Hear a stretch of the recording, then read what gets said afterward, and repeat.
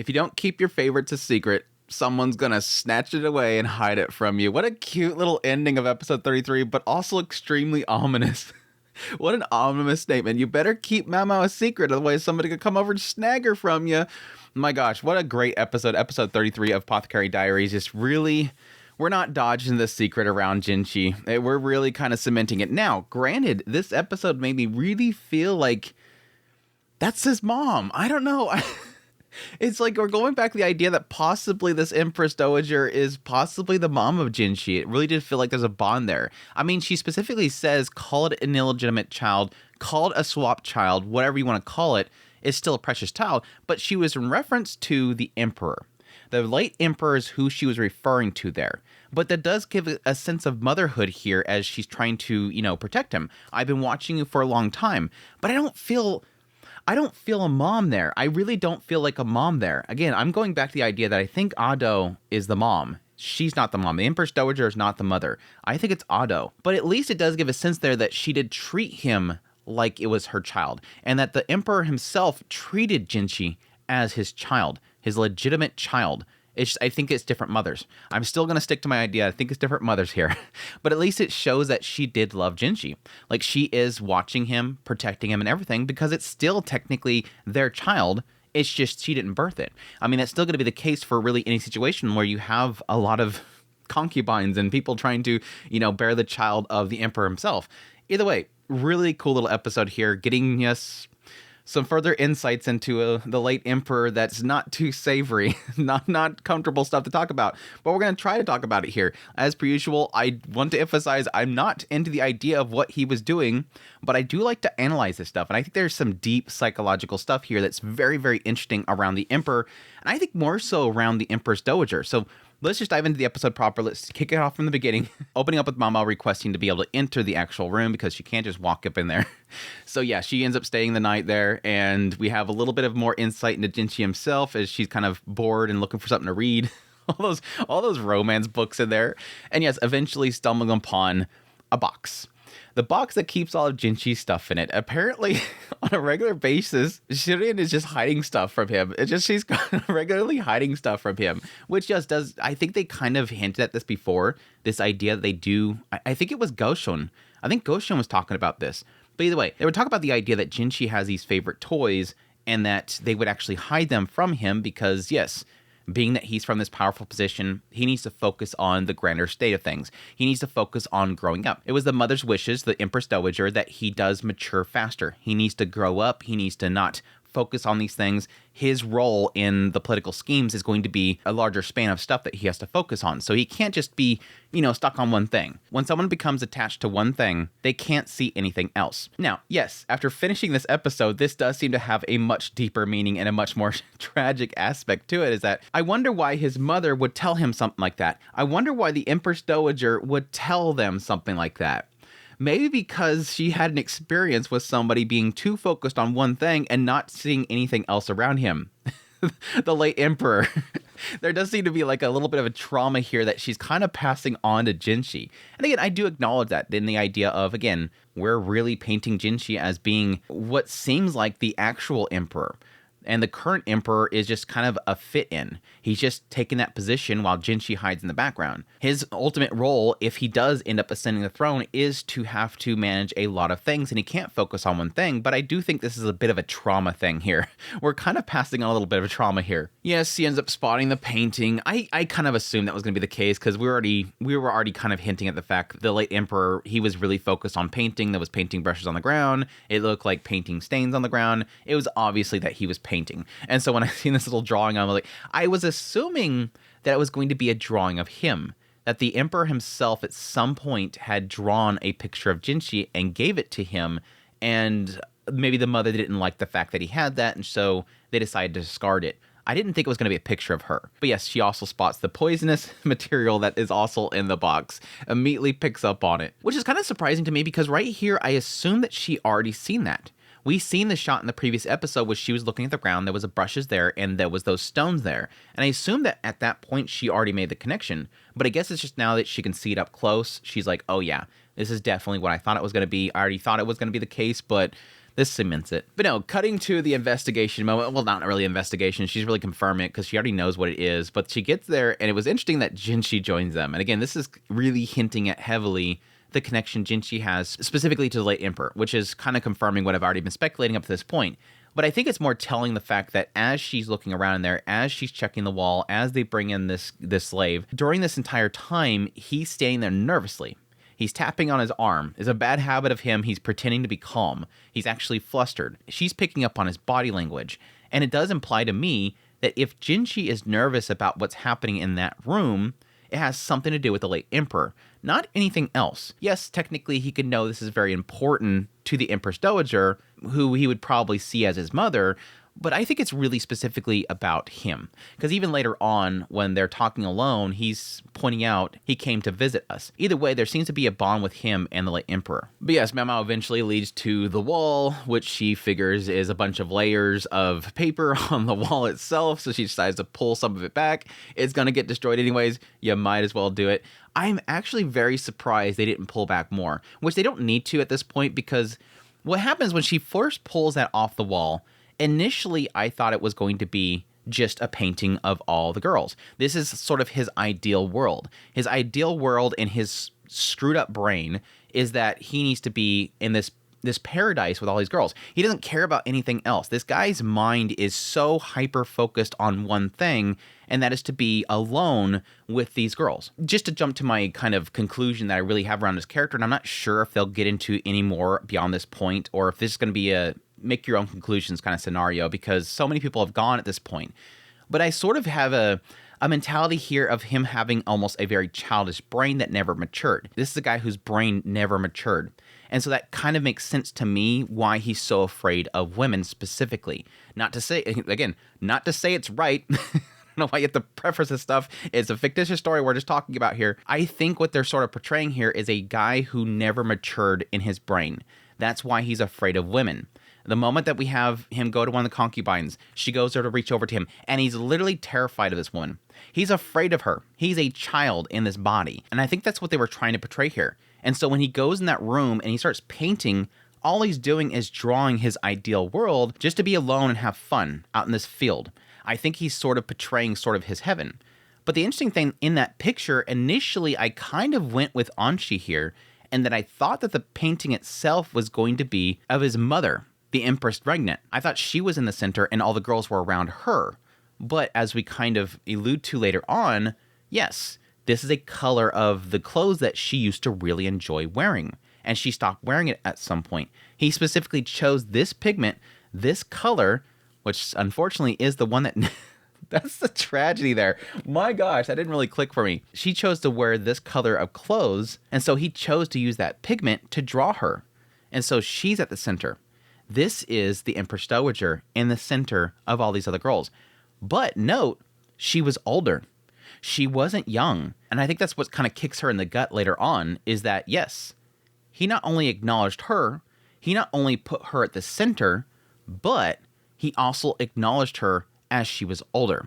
And that sort of makes me kind of curious, because as they get into her story, at some point it does acknowledge the fact that she confronts him, upset at the fact that he's basically discarded her because she's gotten older. She pins him down and questions, do you no longer like me, or do you fear me now that I am older? Or is it because the scars on my stomach? He ran off and started painting pictures of her, and he drew her older. So it does make me believe that in some sense there, his mind did still want to connect to her, but he still feared her. And so the question would remain, did he fear her because he hurt her, or did he fear her because she was older? It could be very well that he still cared about her and didn't discard her. He just thought that he hurt her. Again, this is stuff I love, because it's a very touchy subject here. Again, this is a very touchy subject. This is not a good person for what he did, but you could still sort of try to figure out what is going through this guy's brain. Wasn't an aspect that, again, he never matured and that he loved Anshi. It's just that he at some point felt that he hurt her, so that he ran away from her. But he still remains in his own, again, very twisted own little world where all he could touch is things that are younger. He's afraid of anything that's older. it's really screwed up. And again, it kind of is more tragic in the idea that somebody like Anshi, who was brought in there by her father to be a tool of, a political tool, ends up falling for him, knowing full well what she's going to do. Again, that's an aspect of like they believe that they do, but they probably don't really know. She believes that she was more mature than most other girls her age. Probably wasn't. She just thought that she was. And then she's put in this position where she is then essentially becomes attached to the person that is preying upon her, feels like this is a position that she should be in, grows attached to him, finds his presence to be something important. Even though she does acknowledge that he is weak and he's fragile and he's a coward, she still grows attached to him, and in the end is angry that he just discards her and goes to the next one. Enough that she ends up pinning him down and saying, I'm going to imprint myself upon you. Again, technically does, because he does end up drawing her in the end. It's just screwed up. No matter how you want to paint it, for lack of better terms, it's screwed up. Like, this whole thing is screwed up. But the fact that she's in the center of that kind of alleviated a lot of my fears that I had, because, again, Mama points out that after she pulls that away, she does find that there's multiple layers here. And I'm like, watch, this is going to be one of those cases where this is the last one that he painted, and then she believes that, he didn't care about her. And then later on, she's going to get angry and she's going to rip that one off. And then come to find out behind that, there's the one where it's just her in the center. And he drew this big painting of just her. It was cool. It was a cool little conclusion there to kind of figure that out. But again, it is still technically tragic if you think about the fact that because she wore that color, he poisoned himself because that particular pigment. It's sad in the end. I'm surprised that she didn't actually acknowledge that. Like, I was the one that did that because he used that color. But I mean, there's a lot of other pigments that are going to be toxic in some way. It's just that's the one that, preserved his body. But at least this entire thing does alleviate the sort of fear that I had that the mother was purposely drugging him. And yes, it does technically answer my previous question I had in the previous episode, which is, was he always like this? Did he always have the proclivity for young? Or did this be a cause because he was being poisoned? Currently, in our current analysis here, no. His mother was not poisoning him. She was just giving him things in order to keep him busy. To keep him, away here safe and sound, protected from everybody. Just stay here and draw your pictures. I'll keep bringing you stuff. And unfortunately end up poisoning him that way. And yes, direct exposure that he had to the stuff was what ended up preserving his body. And it wasn't really necessarily about it being a poison to him. It probably still is really bad for him, obviously. It's still a toxin. But anyways, that's that. My gosh, I kind of just ran all over the place, and I probably pretty much covered this entire second segment. But yeah, she finds the painting. I was interested that they bring in a guy that was a mute. They specifically chose a mute so that he keep his mouth shut. He didn't seem like he wanted her to see it. Which, again, does go to that whole thing where the expectations of a ruler and what they actually want to do. She's like, I don't really care anything about his character, but yeah, he's going to have a talent like this. He's never going to be able to pursue it because he has his role as his emperor, even though he technically didn't, because he didn't really do anything. His mother pretty much took over everything and just, handled everything while he was away. I like how at first Mama believes that the guy isn't answering her because I'm a little girl. Is that why you don't want to answer me? And that's when we get into the Anshi story. I felt so bad with Anshi's story. My gosh, this woman, I have such a massive amount of respect for all the crap that she has gone through in her life. First, her standing in front of the painting, saying that it's irritating that even though it's faded, his presence remained overwhelming. Wondering if she's even in the painting itself, and in the end, feeling that she's only a fleeting existence in his life. I thought those words were painful. And again, her acknowledging that the only reason that she's there as the mother of this nation is because of the scars. Because I produced this child, now I'm in this position. Nothing about me is important to what she wanted to be important to, I think. Like, again, it goes back to that whole thing where she feels like she cursed this emperor, and that's why she feels this massive regret, and she feels pain. We have to figure this whole thing out before this place is demolished, because then she's going to forever be pained by this. But again, right here, acknowledging the only reason that she feels that she's important to this thing that she felt was important to her, that this man was important to me. Despite, let's put aside the fact that he's nasty and he's screwed up in the head, he's still important to her, and thus she wants to be that. She wants to be in the painting. And it's interesting that even here she doesn't acknowledge that this person right here in the middle is technically her. But yes, this one that gets into how she got in that position, which again was the fact that Yes, her father pretty much used her as a convenient tool. He was a civil officer. Mother was a concubine. Her face was youthful, but it seems like they felt that she matured. I don't know. Again, children often think that they're mature, and I can see the parents brushing it off that she's mature enough to be a tool. I think that right here is really kind of solidifying her father felt that she was mature enough to be a tool. And that's the sad part of it. But yes, they entered her into the palace, serving her half-sister as a plant. They literally planted her in there as a servant because they knew that she would snatch his attention. But yeah, that's when we have the emperor comes to visit her, quickly slaps her away. Again, showing what he has some sort of fear. This guy has a fear for anything that's not smaller than him, basically. He has a fear of women. And again, I kind of wish that they got further into what exactly created that. Was it, in a lot of cases like this, I'm pretty sure, don't quote me on this, I'm pretty sure in a lot of cases like this, it's caused by being SA'd when they're younger. Like having a fear of older women, in a lot of cases, can be caused by being assaulted when they're younger. And it kind of makes me wonder if possibly his mother assaulted him. Don't know. I don't know if they'll ever get into that whole stuff there, but I kind of wonder if that's the case there. Again, he does seem to act like he just doesn't have a brain that's maturing. He seems like a very, yes, to put it bluntly, yes, a very selfish little child. But yeah, he slaps her away. She's like, I should probably either go check to see if she's okay or apologize for, apologize to the emperor. But nope, she just did what she was supposed to do there, went up there, hit him with those eyes. And after that, I'm glad they kind of just cut forward.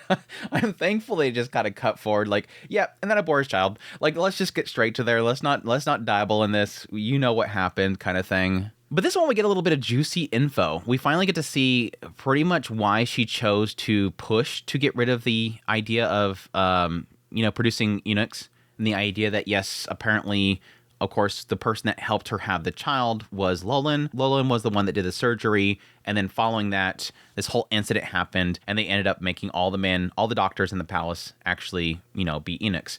Because apparently at some point, somebody else claimed that they had the child of the emperor. And they did an investigation, claimed that it was the doctor instead. And so pretty much a doctor got one of the concubines pregnant. So they decided to snip them all or cut them all, whatever. And she felt really bad about Loulan, the one that did surgery and helped her, having had this happen to him. And so I'm assuming that that's what kind of drove her to later on, outlaw this, get rid of it. I don't want to have this anymore. But I'm more interested in the fact that they went out of their way to talk about this girl. They could have simply said that there was this incident in the palace that somebody got pregnant and it ended up being the doctor, yada, yada.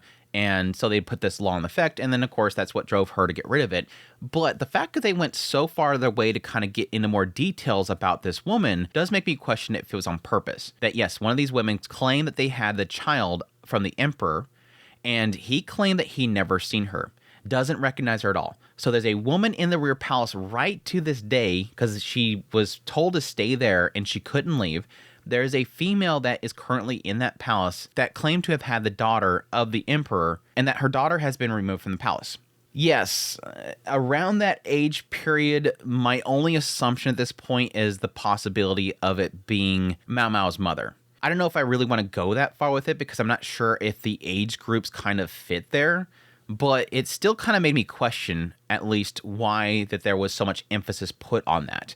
Now, it could be that they might be setting up a future story. That in the idea, again, there's a woman in this palace that is somebody that was pretty much rejected by the emperor, claimed to have had this daughter, and that there is a daughter outside of the palace that could be possibly tied in with royalty. The only thing I can possibly think of other than, again, this idea of Mao Mao's mother and all that kind of stuff is that this might turn into a future story where maybe possibly with the whole situation with the envoys or whatever, that somebody's going to want to claim some sort of power within this empire due to that. I doubt that just because there's very little significance somebody's going to have, even if they are a legitimate daughter, because again, they're a female. They have no claim to the throne because they are female. Unless they try to tap into this goddess concept with the Queen Wang Mu that they talked about previously. I don't know. they can go marching through the Shrine of Choosing or something like that and be able to actually decipher it and claim it that way. But yeah, he doesn't want to see her anymore. She gets really upset at some point, pulls him off to the side, locks him down, imprints herself upon him. He locks himself up, starts drawing daily, and the rest is pretty much history. And then we have the conversation with Jinshi. Again, there's so much in this little conversation with Jinshi. Yes, he brings up the fact that I think he came to visit us once, and she says, yes, he came to visit us. I picked this up at the time. Again, it was that pigment. I like how he sort of connects it with her, the idea that, oh, I remember seeing a picture that he drew once of this kid, and she had that same robe on. So it kind of made me think about that. So this is where it kind of connects for Anshi. Oh, I told him to throw that away. That's right, I was wearing that. That's right, he did use that color here. Again, connecting that fact that he still acknowledged her even after she grew older, which again, I think is extremely significant there. I love the fact that Jinshi brings this up because it shows Anshi was standing nearby as he was painting, but she chose not to find out what he was conveying. She didn't want to figure it out. And so right here, Jinshi is basically serving up to her. He was always painting you, which is really cool. Now, yes, Jinshi's statements here does technically alleviate a little bit of my fears that I have around the father and Jinshi. I mean, because I kind of connected last episode. I'm like, oh yeah, that technically does mean that because of his proclivities, he may have been hitting on Jinshi. But I guess there could be an aspect here where he might have brought the gem to Jinshi, wanting to give it to him because it was a color that he loved, and possibly the connections to, again, Anshi. There could be an element there that he was bringing that to him as a gift. This is something this is a color that I really like, and I want you to have it. I don't know. But yes, that's when Anshi changes the subject to, you found yourself an interesting tendon, didn't you? She's very useful. That's not all there is to it, is it? After all, I've been watching you for years. If you don't keep your favorites a secret, somebody will hide them from you. Again, I think that's totally flagging something coming. But again, I do think this is solidifying a lot of thoughts I have around Jinshi. And the idea that Anshi right here is acknowledging that people will see Jinshi as an illegitimate child. They will claim that he is switched at birth. And again, I think that is connecting it to Ado and the idea that we've already kind of established before, there might have been a body swap there. They could have swapped the babies right there, and thus Jinshi can be seen as technically illegitimate child or switched at birth child. That it's not somebody that is connected in the way that they think he is. But I still think that even still, Anshi does look at Jinshi as her own child. Again, a child of the one that she loved, unfortunately, as you can put it. But anyhow, I've talked that to death, so I'm going to leave that as that. But anyhow, that's the episode. I think I pretty much covered everything. There was a couple cute mama moments, like her claiming that she's not going to steal anything out of the box. But yeah, overall, really fantastic episode. I think I'm at this point where I kind of hope that here soon they just kind of lay it out. This is Jenshi's mother. Just as Jinshi's father. Let's put this to rest. We've been hinting at it too long. Andrew's been speculating about it too long. But still, it's a great episode. I'm loving this season so far of how much we're digging into this rulership. But anyhow, that's my thoughts on episode 33. Hope you guys enjoyed this video. As always, if you did, hit the like button down below, comment. Again, if you are a source material reader, I'm not looking for answers. But until next time, y'all take care.